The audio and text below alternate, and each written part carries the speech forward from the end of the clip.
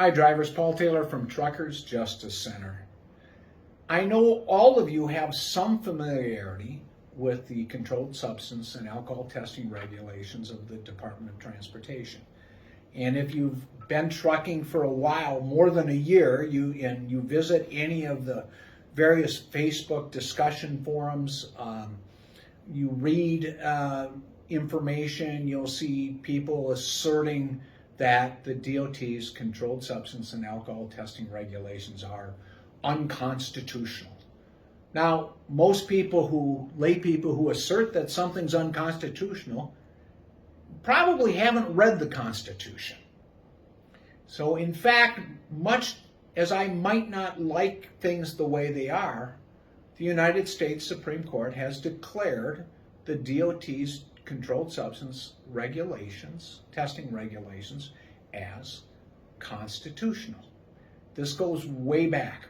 There was a big clamor back when I was dispatching and then when I was in law school for controlled substance and alcohol testing regulations by DOT in the various industries, including rail, motor, and air. And so the Reagan administration began putting together regulations for random testing, pre-employment, post-accident testing. Testing existed before that, but it was very limited. And in part was because there were strong labor union agreements that the labor unions, Teamsters, in trucking anyway, and the railroad workers unions, under their collective bargaining agreements, there was strong resistance to controlled substance, mandatory controlled substance and alcohol testing regulations. But due to various circumstances, there was a push. And during the Reagan administration, a guy named Sam Skinner was Ronald Reagan's last transportation secretary. They promulgated regulations that have changed some, but look a lot like what we have today, 30 plus years later. And those regulations were challenged in court. And it went all the way to the Supreme Court in a case called Skinner versus Railway Labor Executives. And that was a constitutional challenge to the DOT's regulations relating to railroaders. And it's basically the same regulations we have today for trucking. DOT for trucking, Federal Motor Carrier Safety Administration, has certain regulations that are unique to trucking, but the things that are not unique to trucking, that apply to pilots, aircraft mechanics, flight attendants, truck drivers, railroad workers, conductors on railroads, engineers on railroads, those are embodied at 49 CFR Part 40, which you all should be familiar with, because these are violations of those regulations by you as your death warrant to your career. So those regulations, similar to what we have today, were challenged in court by the Railway Labor Executives Association. And it went to the U.S. Supreme Court. And the issues at the Supreme Court were, one, is this a test that is subject to constitutional scrutiny? In other words, are these a search within the meaning of the Fourth Amendment to the Constitution? And two, is it a search that requires a warrant, or is it a warrantless search if in fact it's a search within the meaning of the Constitution? And three, are there exceptions if this is a search that requires a warrant, which it didn't. So in a constitutional challenge, the first issue at the Supreme Court was, one, is this a search? And the industry, management of railroad, and motor carriers were involved because it was the same regulations, but the industry filed what are called amicus brief, friends of the court brief, with the Supreme Court. And the Supreme Court unanimously on this part of the decision said, this is a search within the meaning of the Constitution, the Fourth Amendment to the Constitution, which prohibits unreasonable searches and seizures, and a warrant shall not issue without probable cause. That's essentially that part, the search part of the Fourth Amendment to the Constitution. And the trucking industry and the rail industry said, well, this isn't a government search subject to to be challenged under the Constitution because there's no state action. Okay, essentially, the Constitution doesn't apply normally to private parties.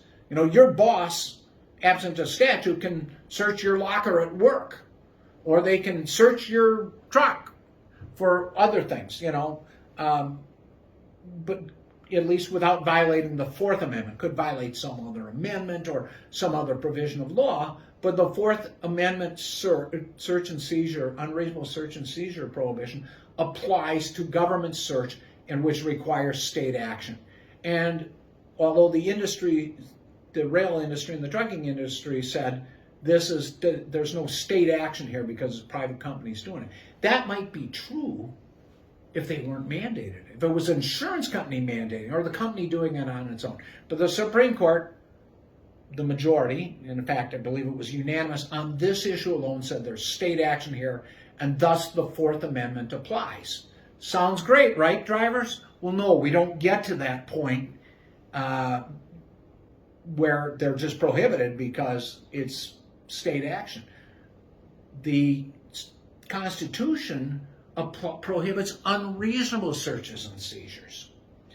And the Supreme Court, in a dance, in my view, in a 7-2 opinion, said, well, evidence shows that drug use, alcohol use are a problem in the rail industry. Remember, this was a rail case. But, there were same issues raised when it came to trucking. But there's a problem with use of drugs, and when you're out there, you have a diminished expectation of privacy at work, and people are working in the stream of commerce. And essentially, there were lower court cases dealing with motor carriers only that follow the same thing. That essentially, you truck drivers, the Supreme Court has held that people working in these transportation industries, I think the effect is that you check your constitutional rights at the door. Because there's a problem in industries with drug use, therefore you cede some of your constitutional rights. I don't like it, but that's the way it's shaped up. They've said, the Supreme Court has said, one, yes, this is a Fourth Amendment issue. It is a search within the meaning of the Fourth Amendment, but they don't require probable cause, reasonable suspicion, all those things that apply to private citizens when it comes to state action like police and things of that nature.